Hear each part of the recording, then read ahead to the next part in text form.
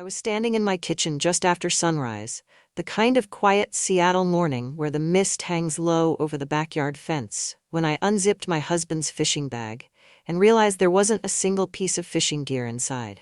No rod, no reel, not even a rusty hook. Just a silk robe that didn't belong to me, a perfume bottle that definitely didn't belong to me, a Tiffany blue box, and God help me, a burner phone with no password. For 3 full seconds, I couldn't breathe. My fingers just hovered there like they were touching something radioactive. After 35 years of marriage, you'd think nothing could surprise me anymore.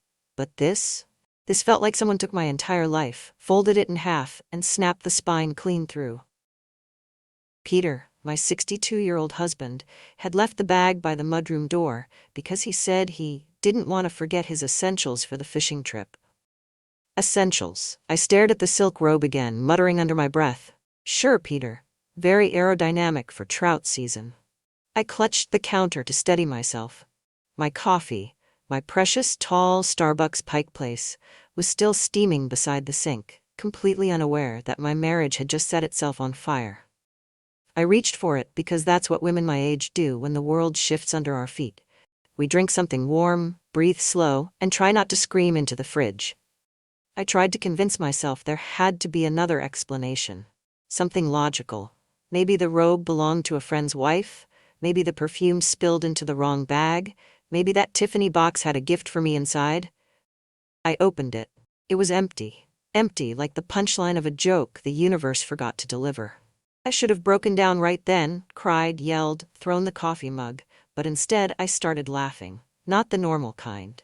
The life is absurd and I am 2 seconds from losing my mind kind. Because after 35 years with this man, I had lived through job losses, midlife crises, a year where he tried to grow a beard that made him look like a retired pirate, but never, not once, did I expect to find a silk robe and a burner phone where a fishing rod should be. Laura? Peter called from upstairs. Have you seen my thermos? The stainless steel one. I nearly choked on my own shock. The man was asking for his thermos while the evidence of his second life sat on my kitchen island like a crime scene display. Yeah, I shouted back, forcing my voice steady. I'll pack it. Pack it. As if I wasn't standing ankle-deep in betrayal.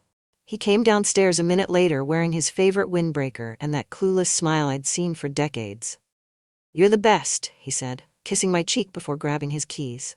He wheeled his little Toyota out of the driveway with a cheerful wave. Completely unaware that I had just discovered the truth he thought he buried under motel sheets and fake fishing stories. When his car turned the corner, the silence in the house grew loud. I looked back at the open fishing bag, at the robe, at the perfume bottle, at the empty Tiffany box, at the burner phone. My hands stopped shaking. My heart didn't. And in that moment, standing alone in the kitchen I'd cooked thousands of meals in, I realized one terrifying, liberating truth. Peter wasn't going fishing. And I wasn't the same woman who would let him get away with it. When Peter's Toyota disappeared around the corner, I stood alone in the kitchen, staring at the bag as if it might suddenly grow a fishing rod out of guilt. It didn't. It just sat there, shameless and full of silk and lies. I picked it up and carried it to the living room, setting every object on the coffee table like I was arranging evidence for a courtroom drama. Minus the dramatic music.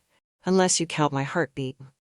I sank onto the sofa, the same sofa where Peter and I had watched countless Mariners games, and opened the burner phone again.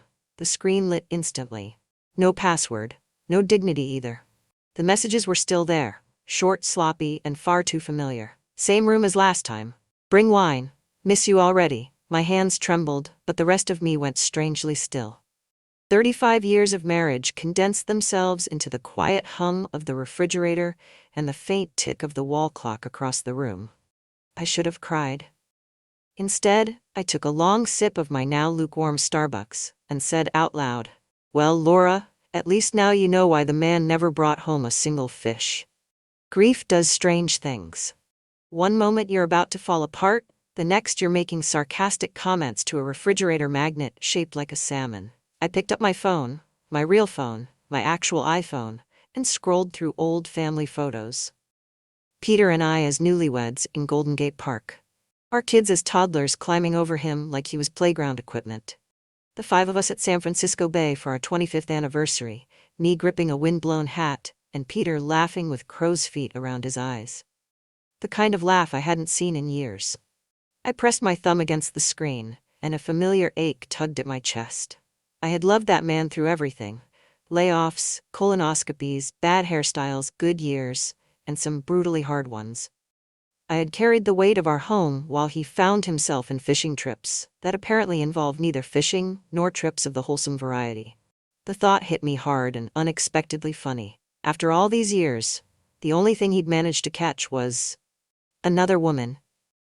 And possibly a motel discount card. I snorted, actually snorted, which startled me enough that I clapped a hand over my mouth. If someone had walked in, they'd think I'd finally snapped. Maybe I had, but humor was the only thread keeping me from unraveling completely. I leaned back on the sofa and closed my eyes. The house felt different now, smaller, quieter, like it was holding its breath with me. His absence had always felt temporary before. Even during his long fishing weekends, I could still sense him. His jacket on the hook, his boots by the door, his endless collection of half-used reading glasses scattered everywhere like confetti. Now, the silence felt like his side of the bed, cold, empty, intentional. When I opened my eyes again, the afternoon light had shifted across the room, landing on the framed picture of our family at Christmas 15 years ago. The kids in matching pajamas, me holding a mug of hot cocoa, Peter with his arm around me. I stared at that version of us, wondering when the ground had started to crumble beneath our feet. Was it the day he took on extra jobs and came home smelling like hotel shampoo? The summer he said fishing kept him sane?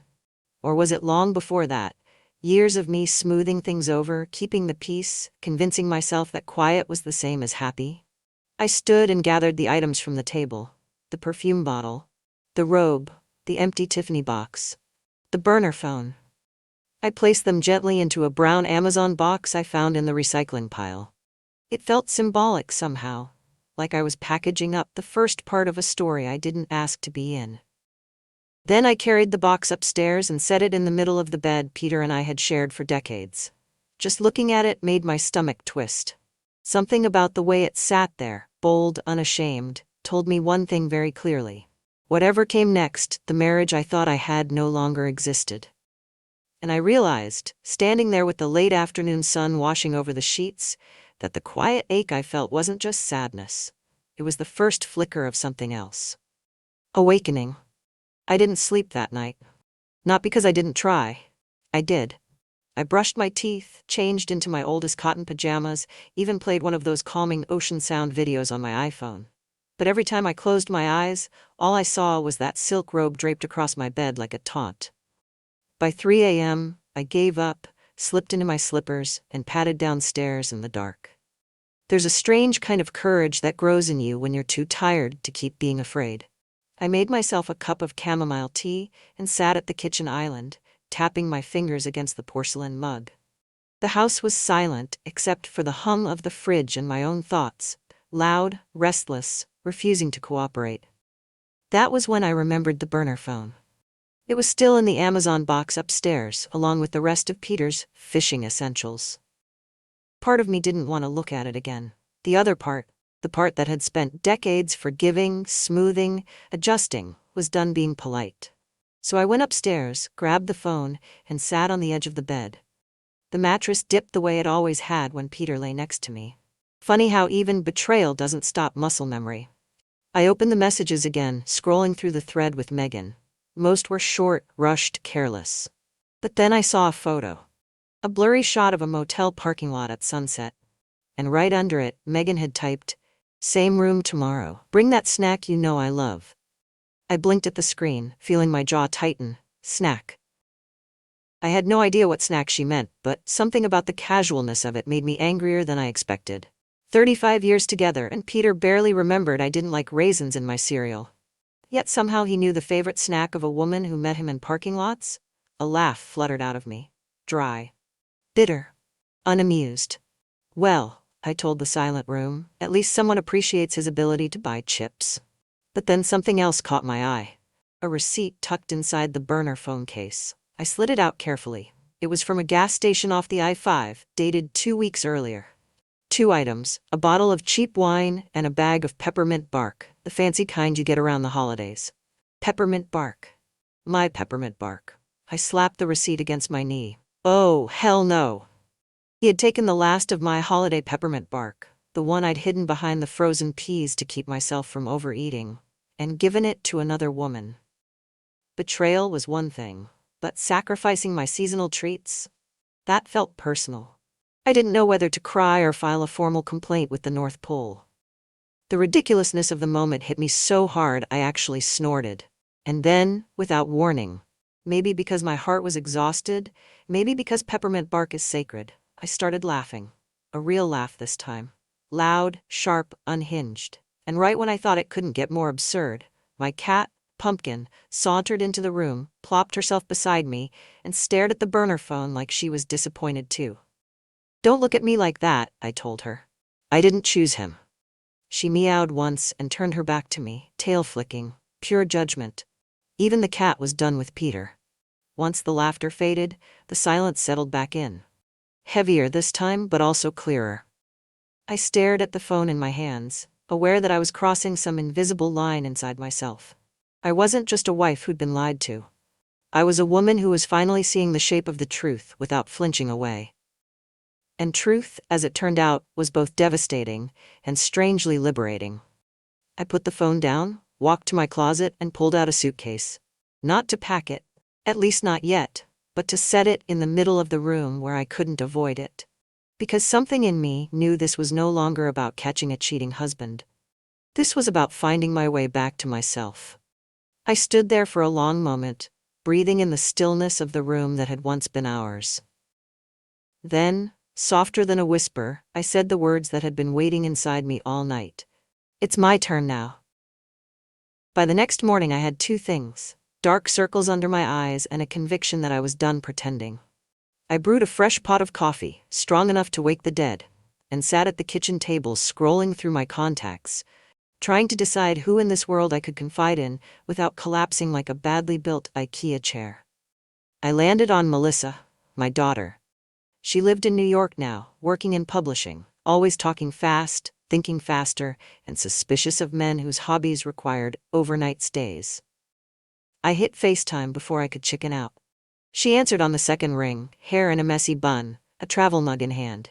"Mom, it's like 8 in the morning. Are you okay?" I held up the burner phone. She blinked. "Mom, did you join the CIA?" I almost laughed. I wish this would make more sense.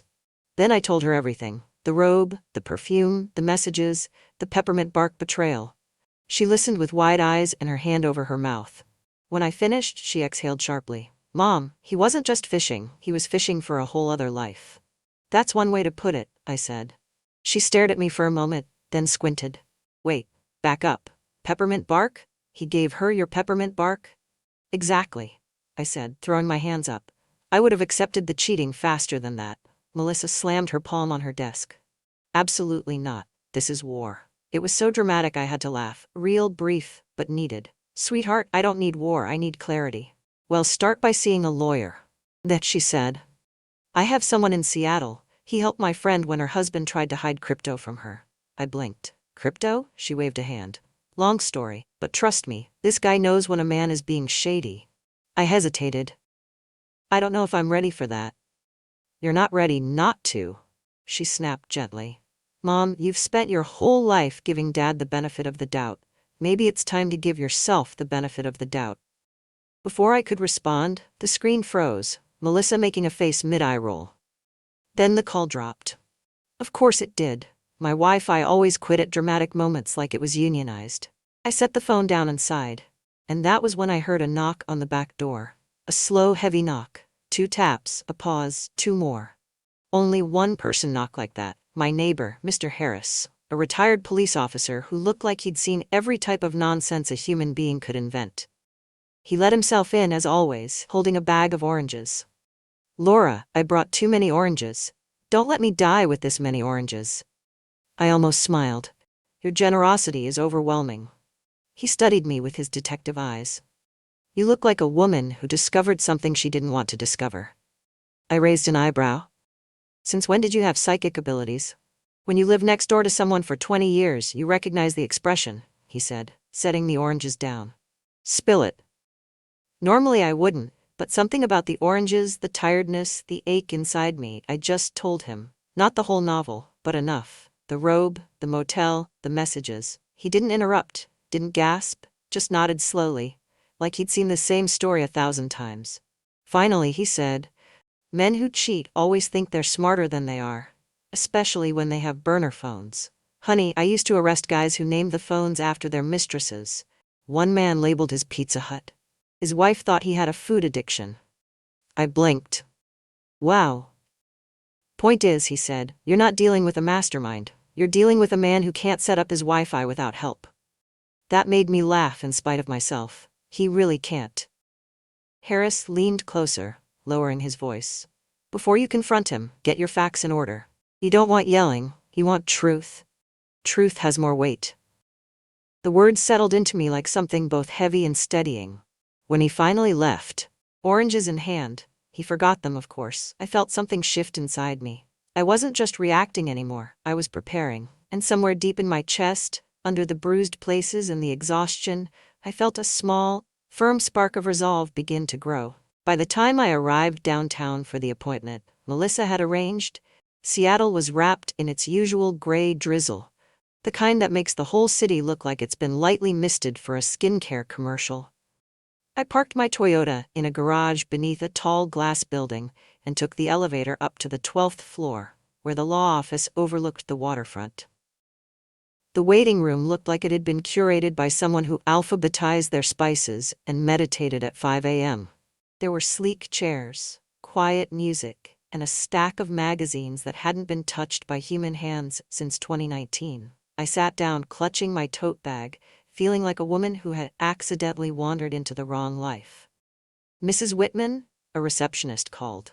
I hadn't heard that name, my married name, spoken out loud by a stranger in a long time. It hit me strangely hard. I followed her into a conference room where a man in his late 40s sat behind a polished walnut table. Mr. Adler, the lawyer. Thin glasses, calm eyes, posture so straight it made me straighten mine. He stood. Mrs. Whitman, it's good to meet you. Melissa speaks very highly of you.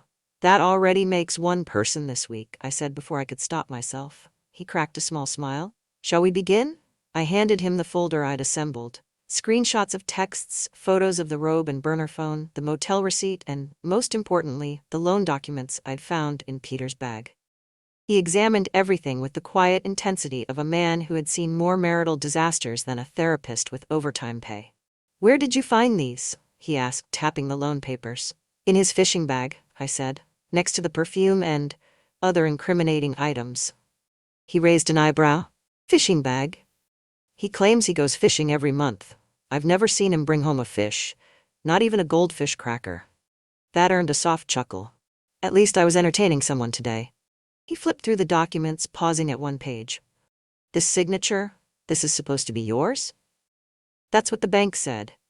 He held the page close, studying it. It's similar, enough to fool someone who doesn't look closely.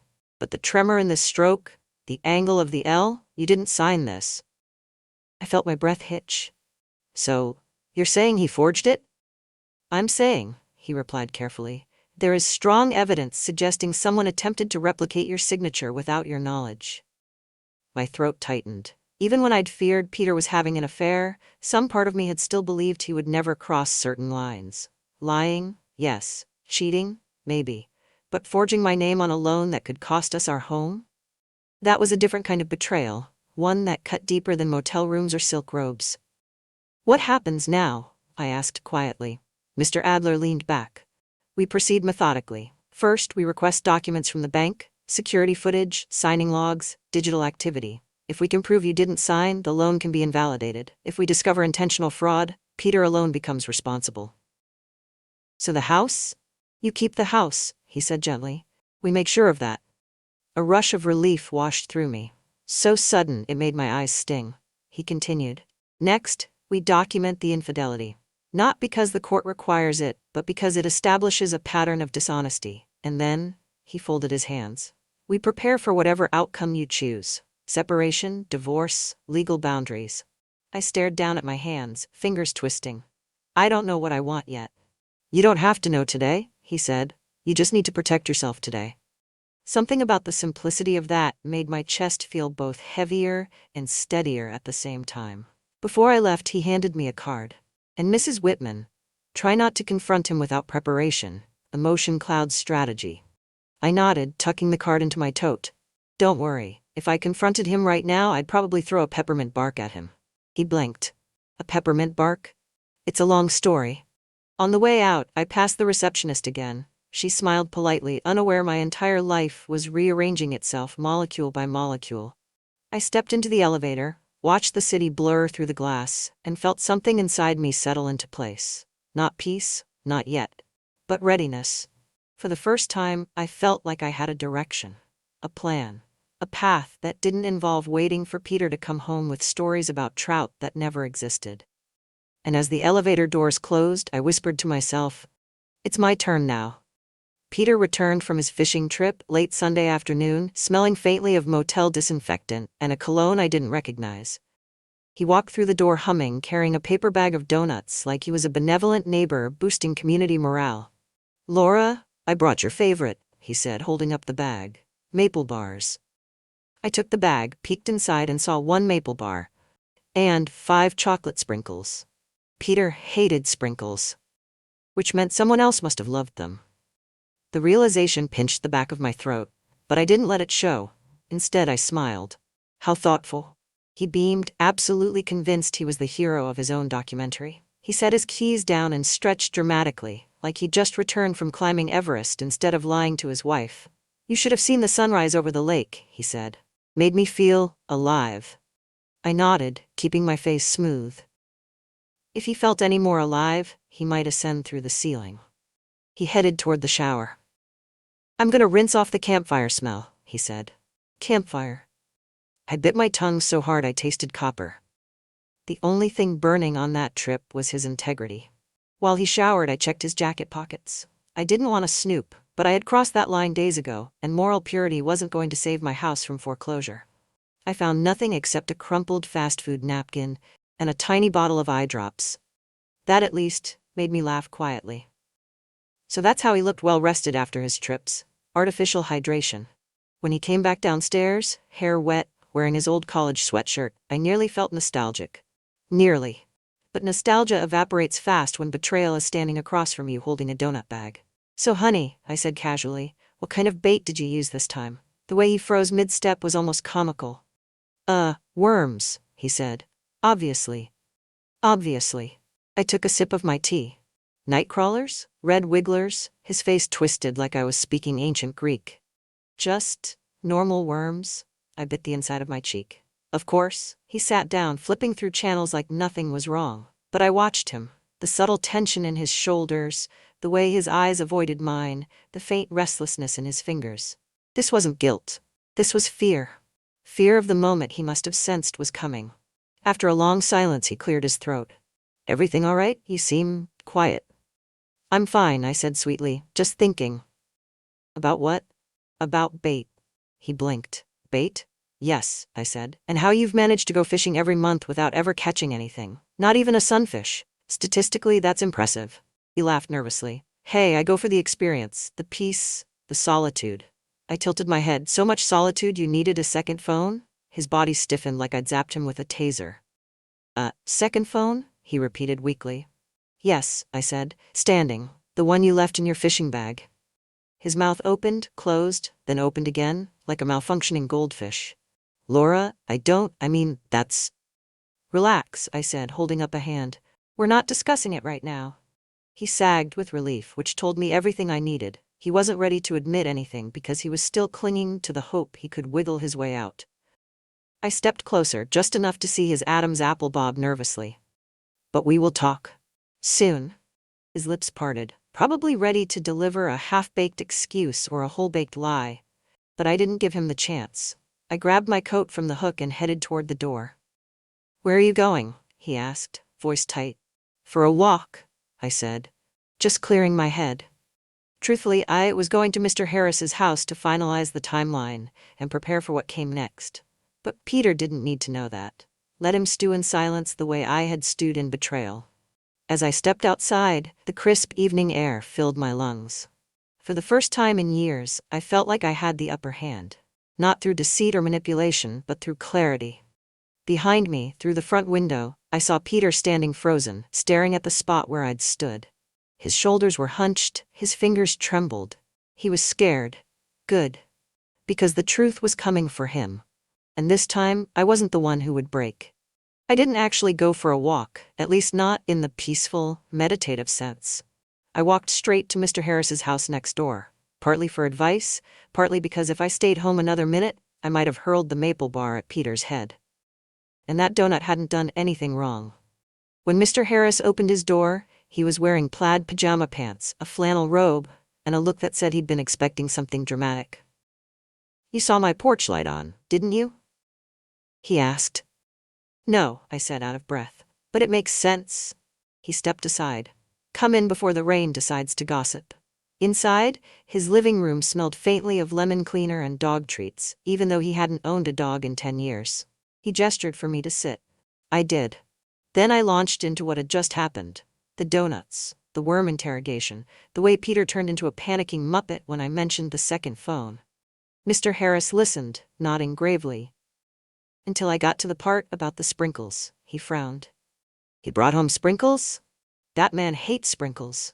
"I know," I said, throwing a hand in the air, which means someone else in that car did not hate sprinkles. He let out a long whistle. "That's not just cheating. That's cheating with preference sabotage." I blinked. "Preference sabotage?" He sat back. "Men don't change lifelong snack opinions unless they're trying to impress someone. Trust me, I've interrogated thousands of grown men. Snacks tell the truth when they won't." I stared at him. "Is that an official police saying?" "Unofficial," he said, lifting a finger, "but accurate." Despite everything, my panic, my heartbreak, I snorted, loudly. He grinned, the way older men grin when they manage to wring a laugh out of a woman who hasn't slept in 24 hours. Then he leaned forward. "So what's your next move?" The question hit me harder than expected. My next move? I'd spent decades responding, accommodating, adjusting. To schedules, kids, Peter's moods, his midlife spirals, his fishing lies. I'd never planned anything that resembled a move. And yet, I knew exactly what had to happen. "I need proof," I said, "clear, undeniable proof, something he can't talk his way out of." Mr. Harris nodded approvingly. "Good. And to get that, you need eyes." "Eyes? Eyes," he repeated, as if this were obvious. "People. Witnesses. Someone besides you who sees what he's doing. Otherwise, he'll twist it." I hesitated. "I can't ask Melissa to fly out again." "You won't need to," he said. "There are other ways."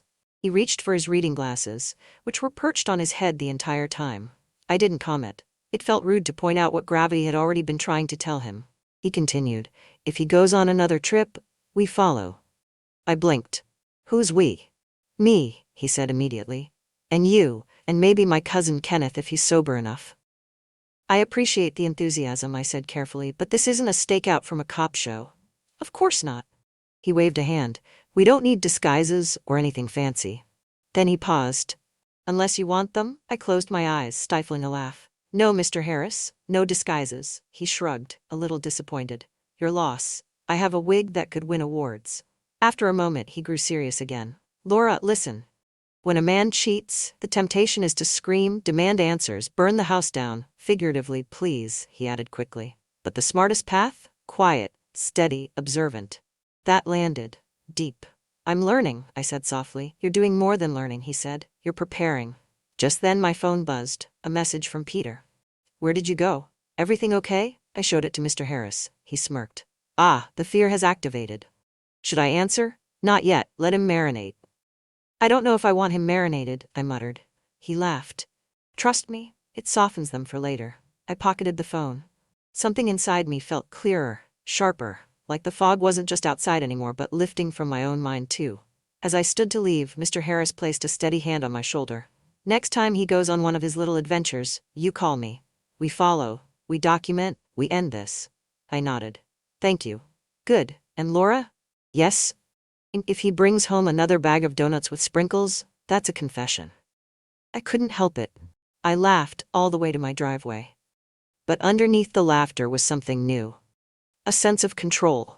A sense of direction. A sense that Peter had absolutely no idea what was coming. Peter didn't wait long to make his next move.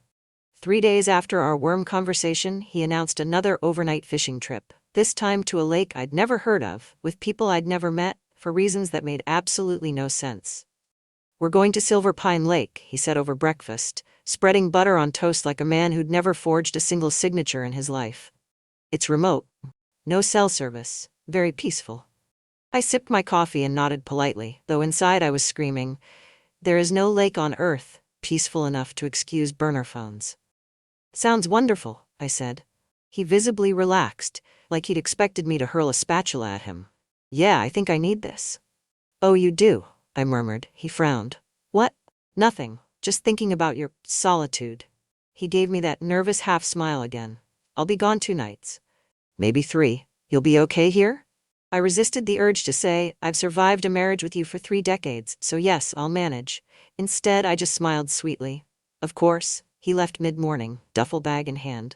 I watched from the window as he loaded it into the trunk, carefully, as if transporting nuclear secrets, or worse, a relationship built entirely on those chocolate-sprinkled donuts. The moment he turned the corner, I grabbed my coat and went straight to Mr. Harris's house. He opened the door before I knocked. "You ready?" he asked. "For what?" He raised an eyebrow.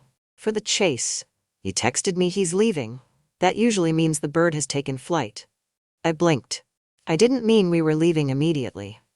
"Well," he said, grabbing his keys, "that's how stakeouts work." "This isn't a stakeout." "It is now." Before I could argue, he walked out and headed toward his car. I followed, partly because I didn't know how to stop him, partly because a very real part of me wanted to know where Peter was actually going. We climbed into his old sedan. The car smelled faintly of peppermint gum and retirement paperwork. "Okay," he said, starting the engine. "Which direction?" He turned right. "Helpful." He pulled onto the street. "Did you put the tracker in his bag?" "It's not a tracker," I corrected. "It's just his old iPhone. I turned on location sharing." "That's a tracker," he said. I sighed. "Fine. Yes, I track my husband." "Welcome to modern marriage," he said proudly. I opened the Find My app. A little blue dot sat on the screen, beeping steadily. But it wasn't headed toward any lake. It was heading south, toward the highway. I exhaled shakily. "He's not going to Silver Pine Lake." "Of course he's not," Harris said. "You think a cheating man voluntarily gives up cell service? Cheaters need Wi-Fi. It's like oxygen." Despite everything, a laugh slipped out of me. Dear God. We followed the dot for nearly 30 minutes, down the I-5, past gas stations and fast food signs, and the kind of motels that charge by the hour. My stomach tightened.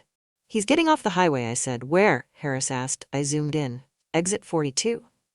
His hands tightened on the wheel. "I know that exit." "You do?" He nodded grimly. "Motel Row." My heart slammed against my ribs. "Are you serious?" "Dead serious.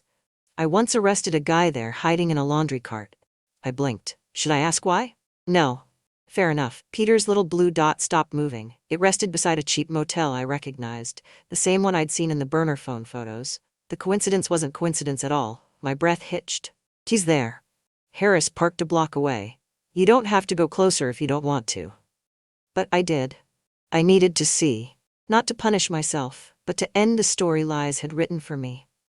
We walked slowly, staying behind parked cars. The motel looked even sadder in person. Peeling paint, flickering sign, the scent of stale cigarettes floating in the air.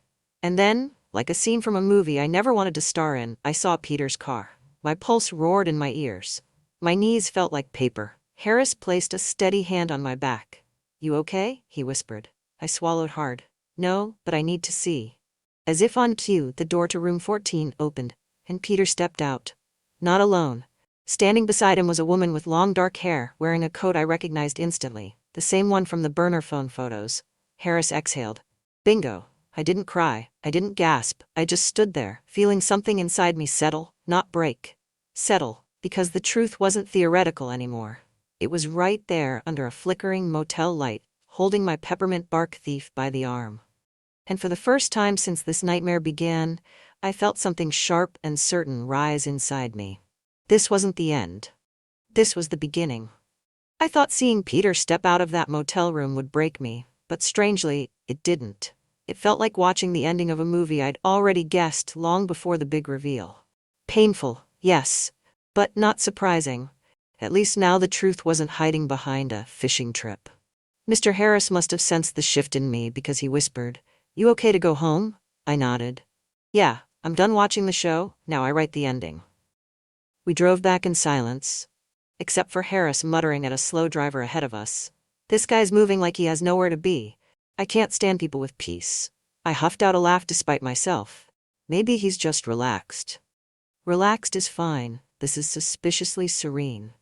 When he pulled into my driveway, he turned to me with a seriousness that softened his gruff exterior. "Tonight was about truth, tomorrow is about action. You call your lawyer first thing." "I will." "And Laura?" He paused. "Don't sleep in the same house as him, not after what you saw." I nodded, because he was right. And because a part of me already knew I couldn't pretend anymore. Inside my house, everything felt different. The air heavier, the silence sharper. I sat on the couch, staring at the hallway, where Peter would soon walk in and lie to my face again. But not tonight. I grabbed my suitcase, the one I'd left out days ago, and began packing. Clothes, toiletries, my Kindle, my prescription glasses, and the photo of my kids from when they were little. Only the essentials. I wasn't running away, I was stepping out. Halfway through packing, my phone buzzed. "Peter, home in 20. Wanna order dinner? Maybe Thai?" Thai? Thai. The man had eaten Thai food exactly once in our marriage and claimed cilantro tastes like disappointment. I typed back, "I'm heading out, don't wait up." 3 dots appeared, then disappeared, then reappeared. He was either typing a novel or having a stroke. Finally, "Where are you going?" I didn't answer. I zipped my suitcase, grabbed my coat, and stepped outside just as his car turned into the street. My heart thudded, fear, anger, sadness, everything mixing together, but I kept moving. He pulled up, headlights washing over me like a spotlight in a courtroom. "Laura?" he said, climbing out of the car. "What's going on? Where are you going?" I didn't stop walking toward my own car. "Out? Out? Out where?" He hurried after me. "We should talk." "I agree," I said, opening my car door. "But not tonight, and not while you're still inventing stories about lakes that don't exist." He froze. "What?" I met his eyes. Calm. Clear. "I know where you were, and who you were with." The blood drained from his face so fast I thought he might collapse. "Laura, it's not what you think, Peter," I said softly. "For once, don't insult me." He opened and closed his mouth several times, like a malfunctioning ventriloquist dummy. "Please, just tell me what you know." I let out a breath. "I know enough." He reached for my arm. Harris's words echoed in my head. "Don't sleep in the same house as him." I stepped back. "Don't touch me." The look on his face, fear, desperation, maybe even shame, once would have broken me. But now it only confirmed how far apart we really were. "You're leaving me?" he whispered. "I'm leaving the lies," I corrected.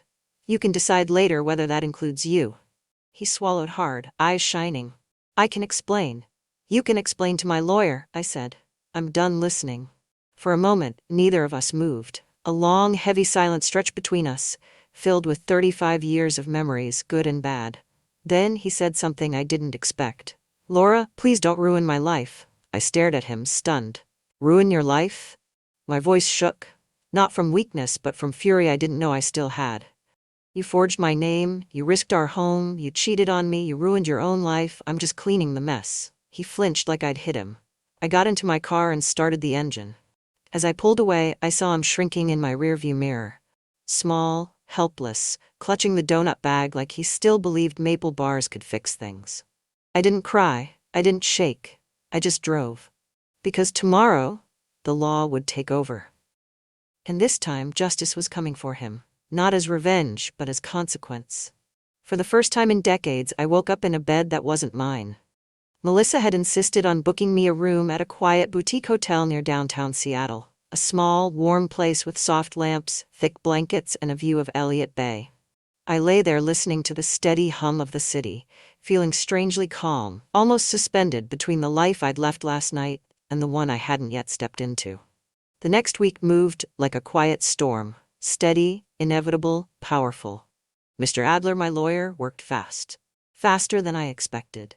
Within 48 hours, he had pulled loan logs, subpoenaed the bank, and requested video verification from the day the signature was allegedly mine. 3 days after that, he found something conclusive. A grainy security video showing Peter trying to sign the loan application. Twice. And both times, his signature looked like someone drawing with their non-dominant hand during an earthquake. I stared at the footage, equal parts horrified and impressed by how bad it was. "Has he always signed this poorly?" Mr. Adler asked. "No," I said. "He signs grocery receipts better than that. Honestly, I think he panicked when he saw how many pages there were." Adler nodded. "Panic is useful, for us." With that evidence, the bank moved quickly. They didn't want trouble. They didn't want lawsuits. They certainly didn't want to be on the wrong side of a forged signature. So they shifted full liability onto Peter and began reviewing his financial activity. And that was when everything came crashing down on him. Unauthorized transactions. Cash withdrawals from savings accounts he'd opened secretly. Transfers to Megan. Payments to that motel. And worst of all, a fake business loan he'd tried to apply for just 6 months earlier. Denied, thank God, but still enough to open an investigation. Meanwhile, I moved through it all with a strange, steady grace I didn't know I had. I attended meetings, signed papers, answered questions. Every time I felt myself weaken, I remembered the peppermint bark, and somehow, that gave me strength. Melissa called every day, offering encouragement and occasionally threats of flying home to rip his hair out. I told her violence wasn't necessary, though I couldn't deny the mental image was satisfying. By the second week, the consequences for Peter became official. He was removed from his job after HR received notice of the investigation. The bank pursued him directly for repayment. And he received formal notification that the forged signature could lead to criminal charges if he didn't cooperate. He tried calling me 27 times. He sent emails, long ones. Some emotional, some apologetic, some manipulative, and one so dramatic I suspected he was copying dialogue from a streaming drama. I didn't reply. Healing begins with silence, and mine was overdue. One afternoon I found myself back home, walking through the living room with sunlight pouring through the windows. I paused at the bookshelf, feeling the quiet around me, not empty, but peaceful. Comforting. Whole. Then I did something I hadn't done in years. I took my Kindle, made myself a cup of tea, and sat on the back porch to watch the birds. Without thinking, I breathed in deeply, letting the air settle in my chest like it was reclaiming space that had been stolen for too long. Freedom doesn't always come with fireworks. Sometimes it comes as a soft sigh in a late afternoon breeze. 6 months later, my life looked nothing like the one I'd lived for decades. The house was fully mine. Legally, financially, emotionally. I took a job at the local library part-time, shelving books and recommending reads to teenagers who looked at me like I was 200 years old. I joined a yoga class for women over 55, where every stretch turned into giggling because someone's knee cracked like popcorn. And then there was Henry, a kind, silver-haired widower from the community center who loved actual fishing, real rod, real bait, real lakes. He never pretended to be anything other than what he was. He made me laugh. He listened. He asked if I liked peppermint bark before offering me any. The bar was low, but he still cleared it gracefully. One Saturday morning he invited me to join him at a quiet lake north of the city. As I stood there holding a real fishing rod for the first time, he gently adjusted my grip. "Like this," he said. "You've got it." And I did. I truly did. As the line arced into the air and hit the surface of the water with a soft flick, I felt something inside me open. Something warm, steady, and full of breath. Healing. Not explosive, not dramatic, just real. Just mine. And as I watched the water ripple outward, I understood something clearly, quietly. Sometimes losing the person you thought you loved is the only way to find the person you were always meant to become. Sometimes people ask me if I ever regret finding the burner phone, or opening that fishing bag, or following Peter to that motel. They say life might have been easier if I hadn't known, if I had stayed comfortable in the lie. But the truth is, comfort is not the same as peace. And I never knew the difference until I lost everything I thought I had. Months after the dust settled, I found myself walking along the waterfront one early morning. The sky was soft and pink, streaked with the kind of colors that appear only when the world hasn't fully woken up. I sat on a bench overlooking the calm water and felt, maybe for the first time in decades, completely still inside. A woman my age sat down next to me, sipping her coffee. We didn't speak at first. We just watched the boats move slowly across the bay, their reflections stretching across the water like fragile threads. After a while, she sighed and said, "Life can break you, can it?" I nodded. "And then it builds you again, just differently." "Better?" she asked. "Sometimes," I said, "if you let it." She smiled, lifted her cup in a small gesture of solidarity, then walked away. And as I watched her go, I realized something powerful. Healing doesn't come in one moment. It comes in hundreds of small ones. The quiet mornings, the gentle conversations, the days when the sun hits your skin just right and reminds you that you're still here.